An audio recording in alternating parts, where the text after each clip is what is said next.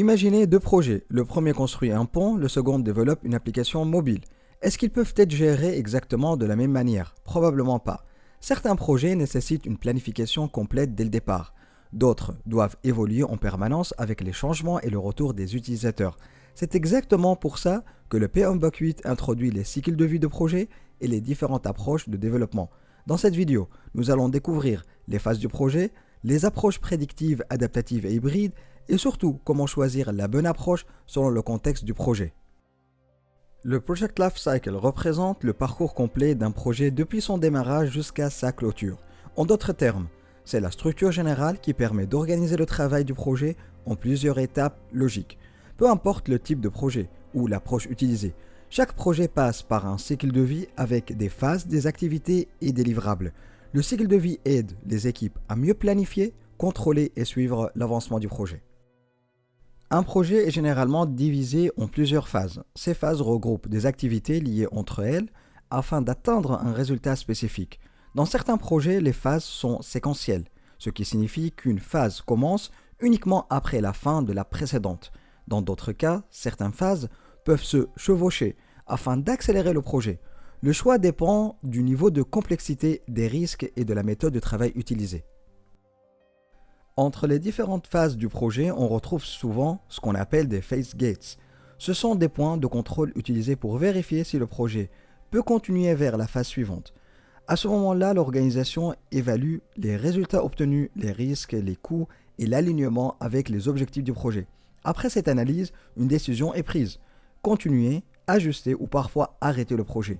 Ces contrôles permettent de limiter les risques et d'éviter de poursuivre un projet problématique. Au début d'un projet, il existe généralement beaucoup d'incertitudes. Les risques sont élevés parce que toutes les informations ne sont pas encore connues. Mais à ce stade, modifier le projet reste relativement peu coûteux. Avec le temps, les décisions deviennent plus précises et les risques diminuent progressivement. Par contre, les changements deviennent plus chers car une partie importante du travail a déjà été réalisée. C'est pour cette raison qu'une bonne planification au début du projet est très importante. Le cycle de vie d'un projet possède plusieurs caractéristiques importantes. Au début du projet, les coûts et les ressources sont généralement faibles, puis augmentent pendant l'exécution avant de diminuer à la fin. Les risques et l'incertitude sont élevés au départ, puis diminuent progressivement lorsque le projet avance. Enfin, l'influence des parties prenantes est souvent plus forte au début du projet car il est encore possible de modifier facilement les objectifs ou les décisions importantes. Mais avec le temps, cette capacité de changement devient plus limitée.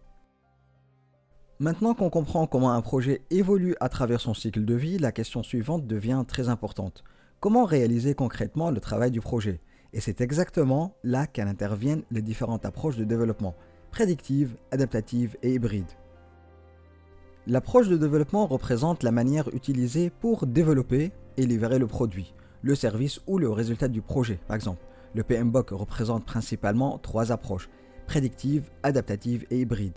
Chaque approche possède ses avantages, ses limites et ses contextes d'utilisation.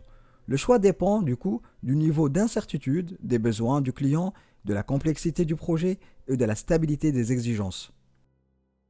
Ces approches peuvent être vues comme un spectre. D'un côté, nous avons l'approche prédictive qui repose sur une forte planification et des exigences stables. De l'autre côté, l'approche adaptative qui accepte le changement et fonctionne avec des itérations courtes et du feedback continu. Entre les deux, on retrouve l'approche hybride qui combine des éléments des deux modèles. Plus on se rapproche de l'approche adaptative, plus le projet devient itératif et flexible. L'approche prédictive, aussi appelée waterfall ou approche traditionnelle, repose sur une planification détaillée dès le début du projet. Le scope, le budget, les chantiers sont généralement définis très tôt. Le travail suit ensuite une séquence logique, analyse, design, développement, test puis livraison. Cette approche fonctionne particulièrement bien lorsque les exigences sont stables et bien connues. Cette approche est très utile dans les projets où les changements sont limités, par exemple la construction, l'ingénierie ou certains projets gouvernementaux. Dans ces environnements, il est important d'avoir une documentation claire, une forte traçabilité et un contrôle précis des coûts et des délais. Le but ici est de réduire l'incertitude grâce à une planification détaillée. Dans un cycle de vie prédictive, les phases suivent généralement un ordre précis. Chaque phase doit être largement terminée avant de passer à la suivante. Cela permet un contrôle structuré du projet, mais réduit aussi la flexibilité face aux changements. Plus le projet avance, plus les modifications deviennent coûteuses. L'approche adaptative, souvent associée à Agile, est utilisée lorsque les exigences évoluent rapidement. Au lieu de tout planifier dès le début, le projet avance progressivement grâce à des cycles courts, appelés itérations. Après chaque itération, l'équipe reçoit du feedback et ajuste le travail selon les besoins réels du client ou du marché. Cette approche offre beaucoup plus de flexibilité que l'approche prédictive. Dans une approche adaptative, le travail est réalisé de manière incrémentale. L'équipe développe une petite partie du produit, la teste puis collecte du feedback avant de continuer. Chaque cycle permet d'améliorer progressivement le produit. Cela aide les équipes à détecter rapidement les problèmes et à mieux répondre aux besoins réels des utilisateurs. Il existe plusieurs méthodes adaptatives utilisées dans les projets agiles. Scrum est probablement la plus connue avec ses sprints et ses rôles définis. Kanban se concentre davantage sur le flux de travail continu. Lean cherche à éliminer le gaspillage et améliorer l'efficacité. Le choix dépend toujours du type de projet, de la taille des équipes et du niveau de flexibilité recherché. Cette approche est particulièrement efficace dans les projets innovants ou technologiques, par exemple développement logiciel, applications mobiles ou produits numériques. Lorsque les besoins du client changent rapidement, il devient difficile de tout planifier à l'avance. L'approche adaptative permet alors de s'adapter continuellement aux changements.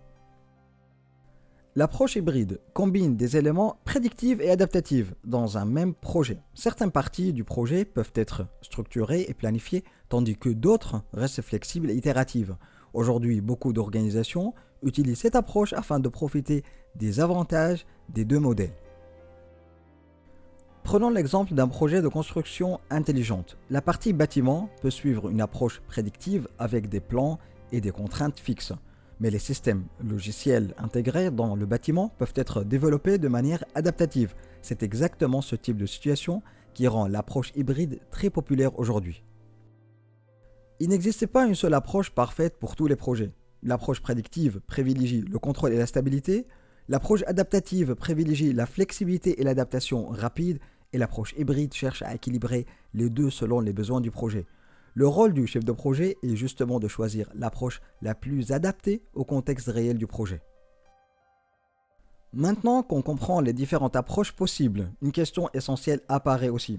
Comment choisir la bonne approche pour un projet spécifique? Et c'est exactement ce que nous allons voir dans la partie suivante. Choisir une approche de développement ne se fait pas au hasard. Le chef de projet doit analyser plusieurs facteurs avant de décider quelle approche utiliser. Le PMBOK regroupe ces facteurs en trois grandes catégories. Le délivrable, le projet lui-même et l'organisation.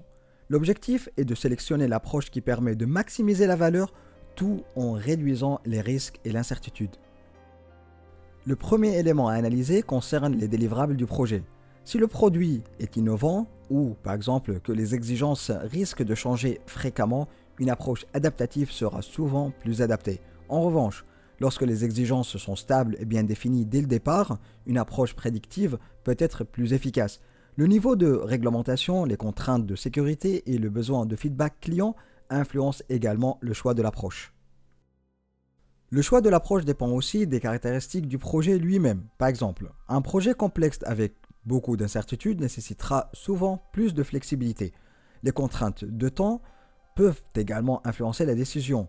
Si le projet doit livrer rapidement de la valeur, une approche adaptative ou incrémentale peut être préférable.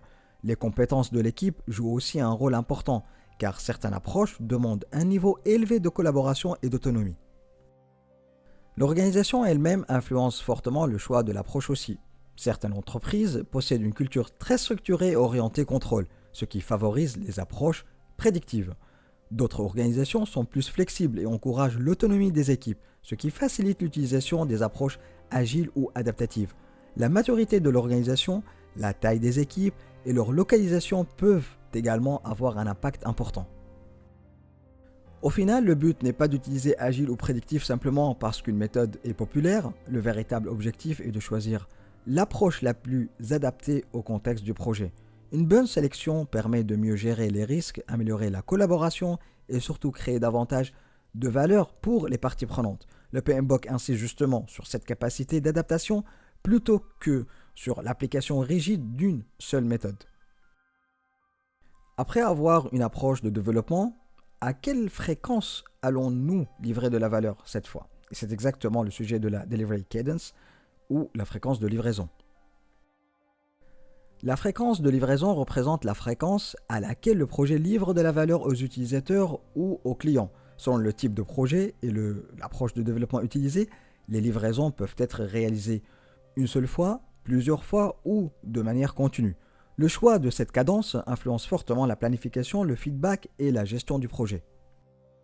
Dans une livraison unique, le projet livre le résultat principal une seule fois à la fin. Cette approche est fréquente dans les projets de construction ou d'infrastructure où il est difficile de livrer partiellement le projet. Le client reçoit généralement la totalité du résultat après la fin du projet. Cette méthode fonctionne bien lorsque les exigences sont stables et que le produit doit être entièrement complété avant utilisation. Dans certains projets, il est possible de livrer le produit progressivement. On parle alors de délivrables multiples. Chaque livraison apporte une partie de la valeur finale et permet d'obtenir du feedback plus rapidement. Les livraisons périodiques fonctionnent de manière similaire, mais selon un rythme régulier. Par exemple, chaque semaine ou chaque mois. Cette approche est très utilisée dans les environnements agiles et les produits numériques. Le délivrable continu pousse encore plus loin la fréquence des livraisons. Le produit est mis à jour de manière continue grâce à des cycles très rapides de développement, test et déploiement. Cette approche est courante dans les plateformes numériques et les services SaaS. Elle permet de réagir rapidement aux besoins des utilisateurs et d'améliorer continuellement le produit. Chaque fréquence de livraison possède ses avantages. Le délivrable unique privilégie le contrôle et la stabilité. Les multiples ou périodiques permettent d'obtenir du feedback plus tôt et de réduire certains risques. Le délivrable continu favorise la rapidité et l'amélioration continue. Encore une fois, le choix dépend du contexte du projet, des attentes des parties prenantes et de la capacité de l'organisation. Maintenant qu'on comprend comment les projets livrent de la valeur, il reste une dernière partie essentielle, les activités fondamentales de management qui existent dans tous les projets et ce que le PMBOK appelle les Project Management Focus Areas. Le PMBOK explique que tous les projets possèdent des activités fondamentales de management. Ces activités existent peu importe l'approche utilisée, prédictive, adaptative ou hybride. Elles permettent d'organiser, diriger et contrôler le projet tout au long de son cycle de vie.